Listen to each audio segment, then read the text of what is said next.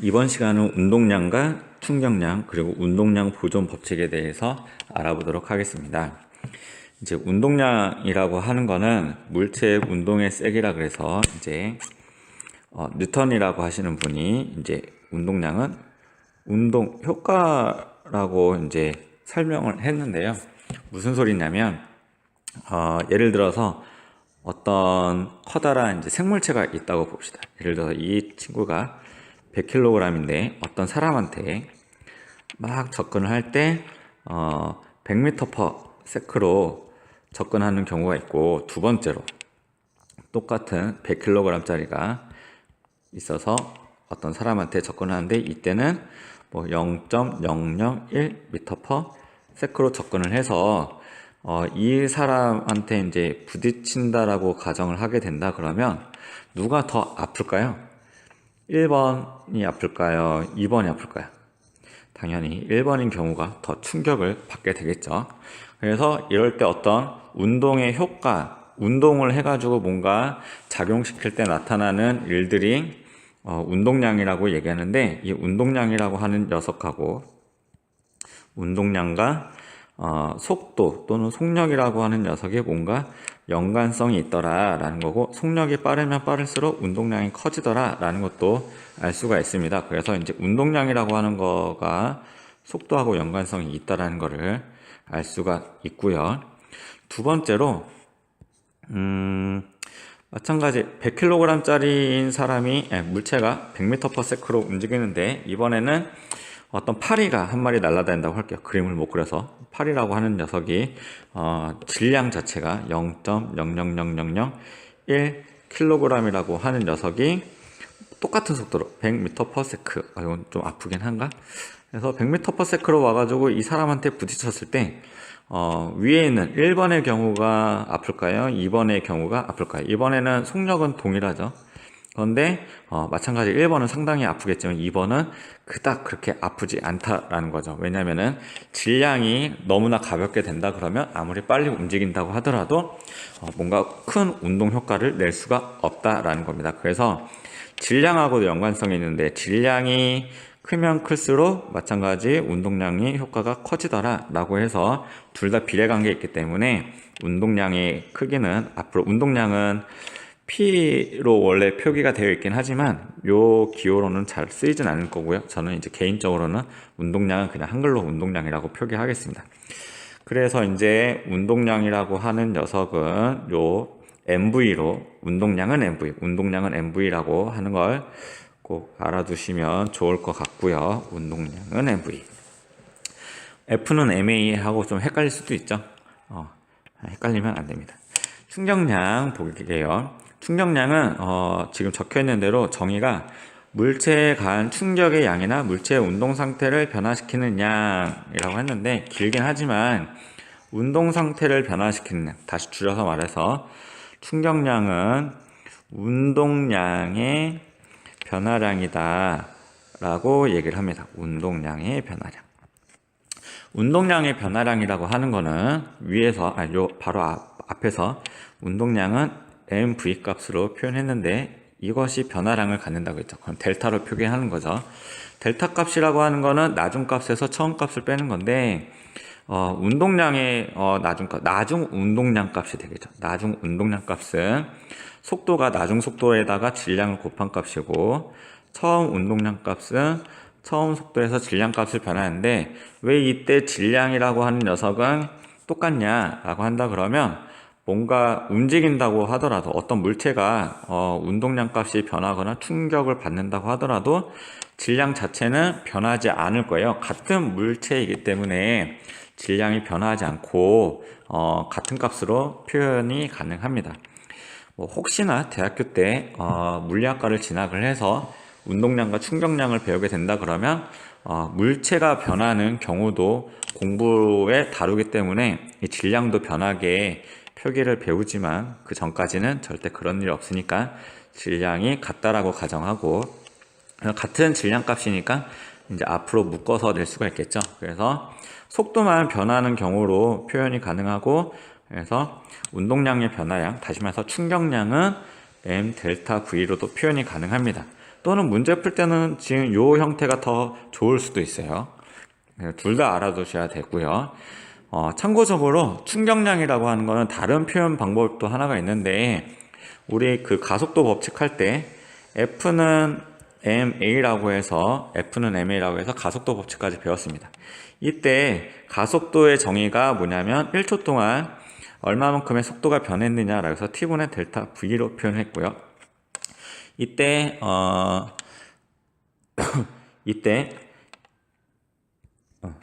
t라고 하는 녀석을 바로 이항을 시키도록 할게요. 요 t라고 하는 녀석을 요 왼쪽 방향으로 이항시키게 된다. 그러면 최종적으로 오른쪽에는 m 델타 v만 남았죠. m 델타 v가 무엇하고 똑같냐? ft라고 하는 녀석하고 같습니다. 즉 위에서 말했던 m 델타 v가 운동량의 변화량인데, 이 친구가 ft라고 하는 새로운 표현 방법으로도 활용이 되더라라는 거예요. 그래서 ft, m 델타 v, v 프라임 마이너스 v0, 요게 다 운동량의 변화량, 충격량이다 라고 해서 요 형태를 다 알아두셔야 문제 풀 때 수월하게 활용이 가능하다라는 거죠. 중요한 내용이고요. 그럼 운동량의 변화량, 즉 충격량의 단위는 어떻게 되느냐? FT에서 힘의 단위 뉴턴, 시간의 단위 초 해서 뉴턴 세크로 사용되고, 그 다음에 또는 질량의 단위 킬로그램, 속도의 단위 미터 퍼 세크 해서 이렇게도 쓰고 이렇게도 쓰긴 하지만, 저 개인적으로는 단위는 중요하다고 생각하고 있지만 문제 풀 때는 헷갈려서 이렇게 숫자만 맞춰도 웬만해서는 정답으로 인정하도록 하겠습니다. 99%. 그 다음에 이제 설명하다 보니까 하나 빼먹은 게 있는데, 어떤 문제집이나 교과서 이렇게 문제풀이를 할 때 뭔가 힘을 구하라는 경우가 있어요. 어떤 힘이냐면 평균 힘이라고도 얘기하고요. 또는 충격력이라고도 표현합니다. 그때의 충격력과 평균 힘은 충격량에서, 즉 FT에서 이때 F값만, 시간의 요소를 고려하지 않은 요 F값을 평균 힘 또는 충격력이라고 얘기하니까 참고하시면 되겠습니다. 지금까지 운동량하고 충격량의 정의를 살펴본 거나 다름없는데, 개념만 얘기하니까 또는 수식으로만 얘기하니까 잘 이해가 안 가니까 이제 예제 문제로 바로 설명을 해드리도록 할게요. 왼쪽에 있는 그림은 그냥 오른쪽에 있는 그림으로 대체해서 그냥 한꺼번에 설명하도록 하겠습니다. 4kg짜리 공이 있는데 힘을 가했대요. 그래서 10초 뒤에 이 물체가 움직여서 속도가 변했는데, 처음 속도를 10m/s로 하겠습니다. 처음 속도 10m/s. 그래서 힘을 가해가지고 10초 뒤에 그때 속력을 재봤더니만 속력이 빨라졌겠죠. 힘을 가했으니까 15m/s가 됐습니다. 이때 물체가 받은 충격량은 얼마일까요? 이제 계산을 해보도록 하겠습니다. 여러 가지 방법이 있지만, 충격량이라고 하는 거는 운동량의 변화량, 즉 m 델타 v가 되겠죠. 그래서 이거를 다시 나중 운동량 값이 mv 프라임 빼기 mv0, 처음 운동량 값을 계산해야 되니까 나중 운동량 값 한번 계산해 볼까요? 나중 운동량 값 v 프라임, 나중 운동량 값은 여기 질량 4kg에다가 나중 속도인 이 녀석을 곱하면 되니까 4 곱하기 15 해서 60이 나오는 거고요. 처음 운동량 값은 4에다가 10m/s 곱해서 40이 나오겠죠. 그래서 충격량은 얼마냐? 20 뉴턴 세크 이렇게 하겠지만 저는 또 숫자만 쓰도록 하겠습니다. 충격량은. 그러면 이때 물체에 작용하는 힘은 얼마냐? 이때 말한 게 이제 충격력 이런 거 평균 힘을 물어보는 거나 다름없는데, 이때 구했던 충격량이 m 델타 v지만 이 친구가 결국에는 무엇과 동일하다? FT다 라는 거죠. FT, m 델타 v 같은 말이었으니까 이때 10초 동안 작용했대요. 여기 10초 동안 힘을 가했으니까 요게 20이라고 되는 거죠. 따라서 작용한 힘은 몇 뉴턴이더라? 10초 동안 2뉴턴으로 가했다 라는 거 해서 구할 수가 있습니다. 그렇게 어렵지 않죠? 어려운 문제는 어렵겠지만, 그 다음에 이제 FT 그래프가 나옵니다. FT 그래프. 힘이 일정할 때. 제가 첫 수업할 때 물리에서 그래프가 나오면 엄청 중요하다고 그랬고, 기울기의 의미 파악하는 방법이랑 면적이 무엇인지 의미 파악하는 게 상당히 중요하다고 했습니다. 여기서 이제 기울기는 크게 다루진 않을 거고요. 면적에 대해서 이제 물어볼 건데, 첫 번째 면적의 의미. FT 그래프가 있습니다. F Y축이 F 가로축이 T 시간입니다. 그리고 2kg짜리를 오른쪽 방향으로 힘을 줬을 때 처음엔 정지했었고요. 힘을 가하게 되면 움직이겠죠. 이제 뭐 속력도 생기고 가속도도 생기고 할 텐데 단계별로 좀 할게요.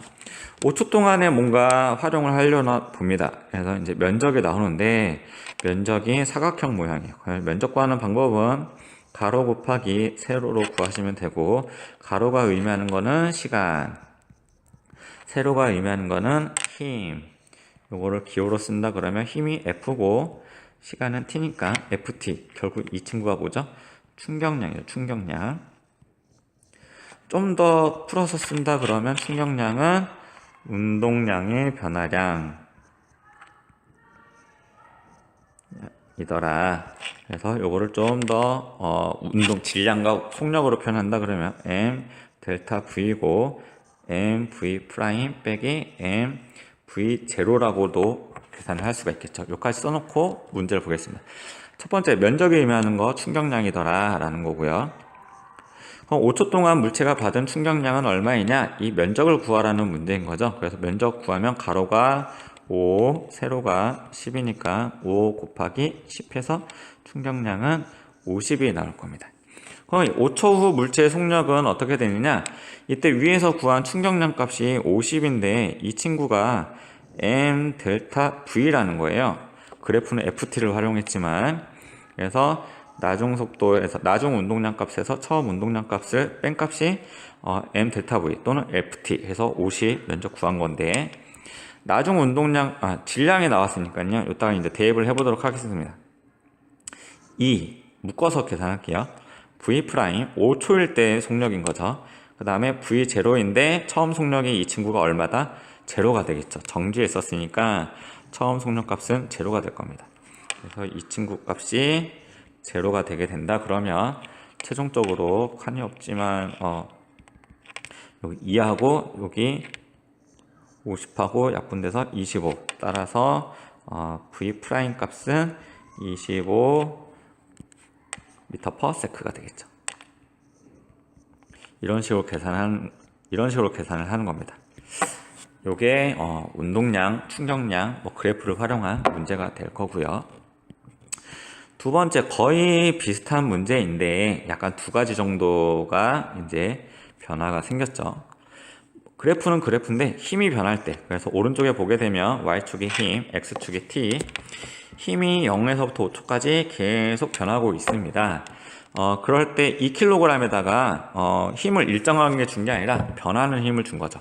처음 속도도 정지가 아니고 2m/s인 걸로 나와 있죠. 그럼 이때 5초까지의 면적을 뭔가 활용하라는 문제가 이제 2번부터 나오는데, 면적에 의미하는 거는 충격량이고, 5초 동안 물체가 받은 충격량은 이때의 면적을 구하면 되겠죠. 계산하면 2분의 1 곱하기 삼각형 모양이니까 2분의 1, 그 다음에 가로가 5, 세로가 10 해서 계산하면 25라고 하는 충격량 값을 구할 수 있고, 5초 후 물체의 속력은 이때 5초일 때의 속력을 계산한다 그러면 충격량을 활용해야 되는데 25라고 하는 녀석이 m 델타 v랑 똑같더라 라는 겁니다. 그러면 질량이 2니까 계산하고요. 이 델타 v 값은 나중 속력, 즉 5초일 때 속력에서 처음 속력을 뺀 값이죠. 이게 25가 나와야 돼요. 그럼 계산해보면 2고 나중 속력을 구하는 문제고요. 처음 속력이 2m/s 제곱이니까 2가 되겠죠. 그러면은 요거하고 약분하면 12.5가 되고요. 이를 왼쪽으로 이항시키게 되면 결국 5초일 때 속력은 14.5m/s가 돼서 구할 수가 있다.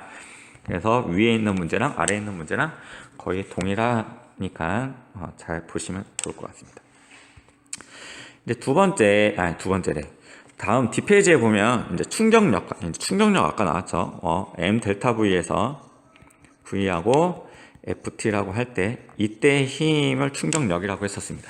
충돌 시간과의 관계에서 이때 요 T는 당연히 충돌 시간이 될 거고, 뭐 말 그대로 똑같은 컵이 있는데 같은 높이에서 동시에 떨어뜨렸습니다.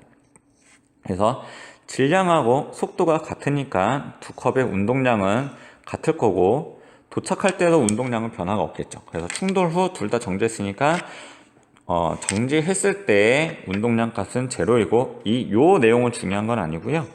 어쨌든 충격량, 운동량의 변화량이 같게 되더라라는 거예요. 그래서 이 두 가지의 운동을 오른쪽에 있는 요 그래프로 표현을 했더니만 y값이 힘, x값이 시간. 그래서 이때 콘크리트 바닥에 의해서 생겨난 면적이랑 방석에 의해서 생겨난 면적 자체가 가로 곱하기 세로 해서 FT가 되는 거니까요. 요게 충격량을 의미한다는 거죠. 그래서 같은 높이에서 같은 속도로 떨어지고 나서 다 정지를 했으니까 충격량 값이 같아요. 그러니까 이때 면적은 동일한 면적이 되겠죠. 동일한 면적이 될 거라는 것도 예측이 가능하고, 어떤 차이점이 있느냐, FT가일 때 요 값은 둘 다 동일하다고 생각을 해봅시다. 그런데 방석 같은 경우는 이 동일한 운동량이 변화하는 동안에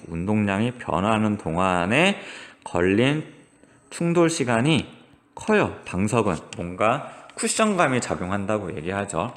그러면 이 값이 커지면 충격력은 작아지겠죠. 이 운동량이라고 하는 값은 정해져 있기 때문에.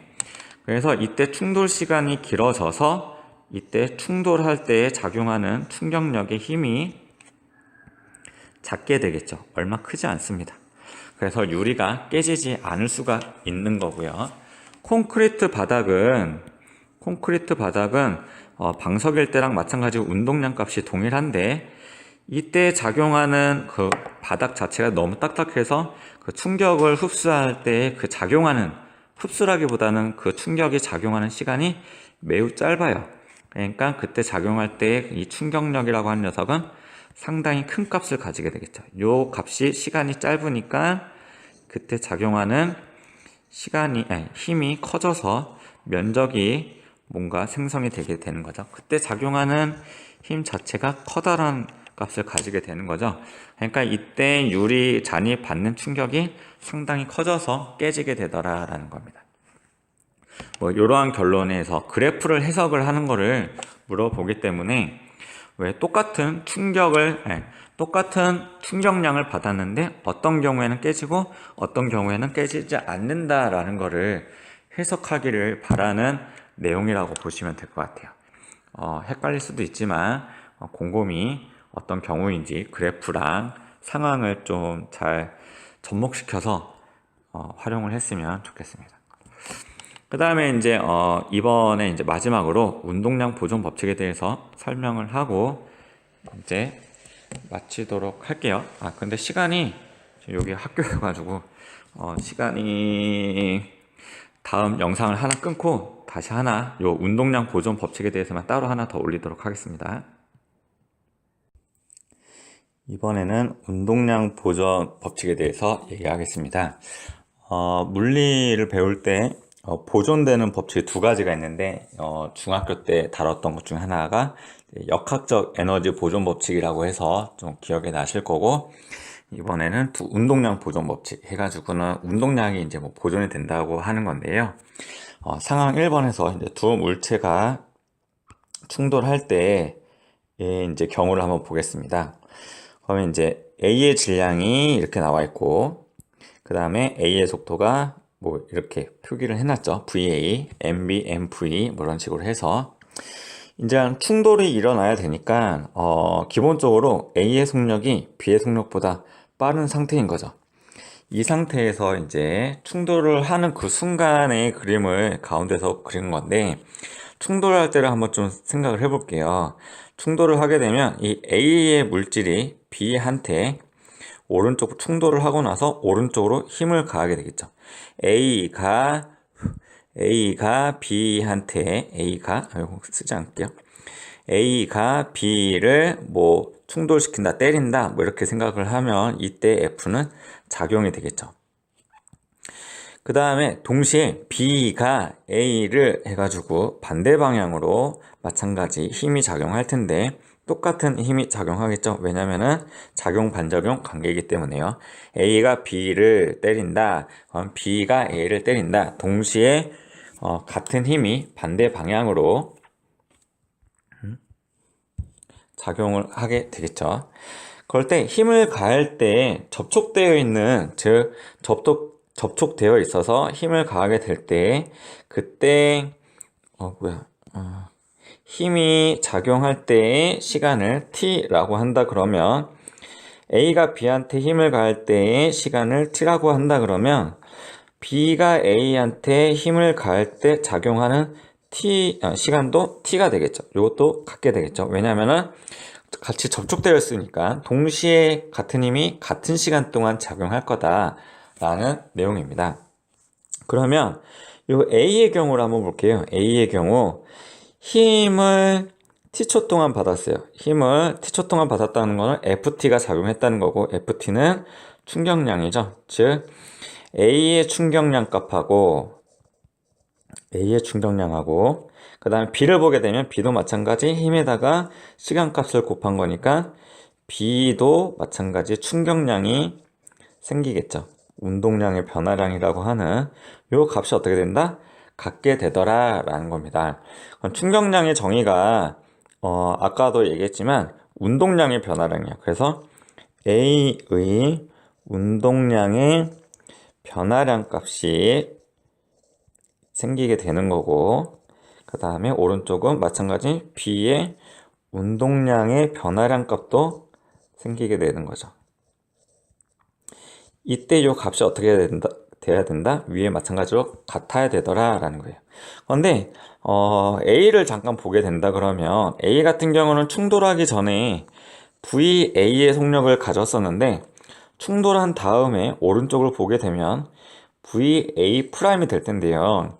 그러면은 처음 속도랑 A만 봤을 때 나중 속도랑 비교를 하게 되면 누가 더 빠를까요?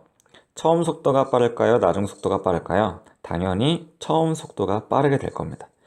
충돌하고 나서 만약에 나중 속도가 A가 더 빨라지면은 이 A가 B를 뚫고 지나가게 되겠죠. 그런데 어떤 물체가 다른 물체를 뚫고 지나가는 경우는 역학 파트에서는 이게 다루지 않는, 그러니까 불가능한 일이라는 거죠. 그래서 A 같은 경우는 처음 속도보다 나중 속도가 작기 때문에 운동량이 변하긴 할 텐데요. 이때 운동량이라고 하는 거는 속력에다가 질량을 곱한 값이죠. 그런데 A 같은 경우는 이 속력 값이 작아지게 된다는 거죠. 그럼 이 MV 값 전체가 작아지게 되는 거고, 즉 운동량이 변하긴 변하는데 어떻게 되느냐? 감소하는 방향으로, 즉 잃어버렸다라고 표현을 하도록 하겠습니다. 그럼 B의 운동량도 변화를 했다고 하는데 B도 처음에는 속도가 VB였다가 나중 속도가 VB 프라임이 됐습니다. A가 B를 타격을 해가지고 힘을 가해서 속력이 변하게 되는데 힘을 가했으니까 당연히 속도 같은 경우는 증가를 하겠죠. 그래서 운동량이 변화할 텐데 MV 값이 증가해서 변하긴 할 텐데 이때 이 운동량의 변화량은 증가하는 방향, 즉 다시 말해서 어느 방향으로 될 거고요. 이때 A가 잃게 되는 운동량 값은 B가 얻게 되는 이 운동량 값하고 어떻게 된다? 같다라는 겁니다. 요게 운동량 보존 법칙의 가장 기본적인 개념이고, 요거에 대한 내용을 이제 오른쪽 요 빈 공간에다가 수식으로 정리할 텐데요.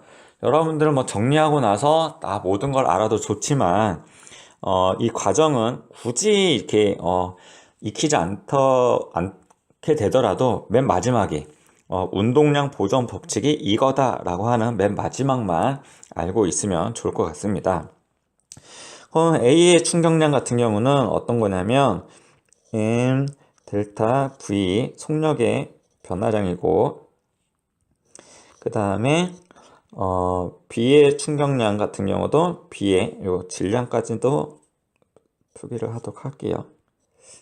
BG는 델타 VB의 절대값 C라고 하는 거는 그냥 운동량의 변화량의 크기만 구하겠다고 하는 거죠. 방향이 뭐 마이너스 이런 거를 고려하지 않을 건데, 일단 A의 운동량 값은 계산하게 되면 나중 운동량 값에서 나중 운동량 이거 그냥 이렇게 바로 쓰도록 하겠습니다.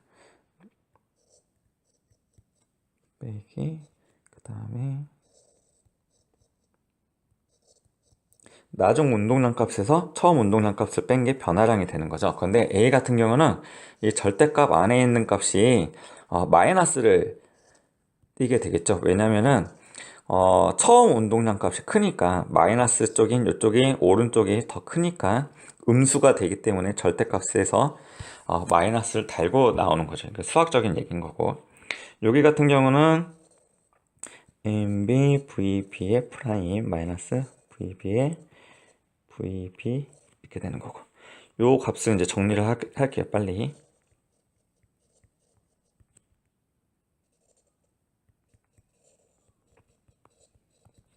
여러분들은 뭐 화면을 좀 이렇게 앞으로 넘겨도 될 것 같습니다. 이렇게 되고, 이제 프라임이 없는 여기 A 값하고 요 값을 왼쪽으로 이항시켜서 왼쪽 항에다가 좌항에다가 정리를 할게요. MA VA 플러스 MB VB가 될 거고, 이 친구는 오른쪽으로 이항해서 정리를 하게 되면 MA VA의 프라임 플러스 MB VB의 프라임 해서 이제 요게 결론인데요. 요 부분이 결론이 됩니다. 이게 운동량의 보존 법칙이고, 지금 보게 된다 그러면 MAVA라고 하는 녀석은 이 친구의 운동량이죠. 질량에다가 속도를 곱한 이 친구의 질량이고, 그 다음에 여기 MB의 VB를 더한 값은 즉 여기 B의 운동량 값이 되겠죠. 이 두 개를 합친 게 결국 뭐냐, 충돌 전 운동량 값이에요. 그래서 왼쪽에 있는 항은 충돌 전 운동량 값이다 라는 거고, 오른쪽에 MAVA 프라임은 여기 있는 거죠. 질량 MA에다가 VA 프라임, 즉 충돌 후 A의 운동량 값이고, 이 친구는 충돌 후 B의 운동량 값이 되는 거죠. 그래서 결론이 어떻게 되느냐, 오른쪽 항은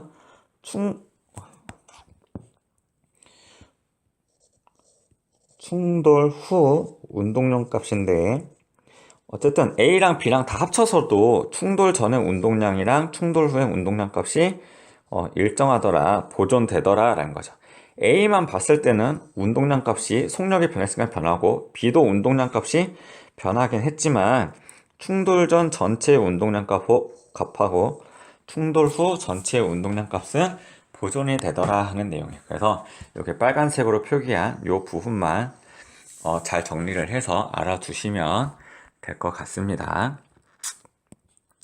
여기까지 해서 이제 운동량 보존 법칙에 대해서 이제 정리를 했는데, 개념만 아니면 그 내용만 설명을 하다 보니까 이제 헷갈리죠. 그래서 요거를 문제를 가지고 이제 풀 텐데요. 이제 숫자는 안 붙이고, 일단 숫자는 맨 마지막에 요 프린트 내용이 없는 걸로 제가 가상으로 문제를 하나 만들어서 풀도록 해 보겠습니다. 충돌 후 두 물체가 붙어서 운동해가지고 속력이 이렇게 되는 경우가 있습니다. 뭐 여학생들이라서 당구를 많이 안 치겠지만 뭐 이런 특수한 경우에서 이렇게 만나는 거를 볼 수가 있는데, 그래서 완전 탄성 충돌이다, 불안정 비탄성 충돌이다, 뭐 이런 얘기들을 하는데요. 아무튼 중요한 건 아니고 한번 보겠습니다. 운동량 보존 법칙을 했을 때 여기 왼쪽 부분은 충돌 전 운동량이게 되겠죠. 그래서 A의 운동량을 계산하면은 질량에다가 속도 곱한 값이고, B의 운동량은 질량에다가 속도를 곱한 값이 충돌 후 운동량 값하고 같아야 돼요. 근데 한 물체가 됐으니까 질량을 더해주면 되는 거죠. 그래서 A의 질량과 B의 질량을 B의 질량을 더한 거에다가 나중 속도가 곱한 값이랑 같게 되더라 라는 거예요. 그래서 문제에서 A의 질량과 B의 질량이 주어지고 A의 속도와 B의 속도가 처음 속도가 주어졌을 때 뭐 나중 속도를 구하여라 뭐 이런 식의 문제가 나온다는 거예요. 숫자를 넣어보면 일단 간단해질 거고요. 세 번째, 한 물체가 두 물체로 분열할 때인데 지금 현재 정지했습니다. 그래서 어떤 포탄 같은 경우가 터져가지고 이제 뭐 여러 가지 파편으로 날아갈 때도 그거를 충돌 전, 그러니까 분열 전으로 바꿀 수가 있지만 분열 전 운동량과 분열 후 운동량이 그 총합은 보존돼야 되더라 하는 걸로 이제 뭔가 운동들을 분석을 할 수가 있다는 거죠. 질량이 이렇게 되고 정지했으니까 처음 속도가 제로인 거죠. m v 값인데 이 속력이 제로가 되니까 분열 전 운동량은 제로가 될 거고요. 그 다음에 A의 질량은 m a v a 프라임인데 여기서 주의할 점이 왼쪽 방향이에요. 그래서 방향이 왼쪽일 때는 속력에다가 마이너스 값을 붙여줘서 이게 좀 중요하게 헷갈릴 수 있지만 이렇게 표기를 하더라 라는 거고, B의 운동량은 질량에다가 속도의 값을 곱하면 되더라 해가지고 요게 여러 가지 힌트들이 주면은 이제 문제를 풀 수가 있는 거죠. 그러면 여기 빈 공간이 이렇게 화면을 어떻게 움직여야 되지? 여러분들은 뭐 이렇게 빈 공간을 잘 만들어서 이제 하시고요. 제가 여기에다가 오른편에다가 이제 아주 조그만하게 문제를 한번 내보도록 하겠습니다. 칸이 너무 적은데? 여기 관련된 문제는 그냥 수업 시간에 하도록 할게요. 여기까지 해서 그냥 운동량 보존 법칙 마무리 하도록 하겠습니다.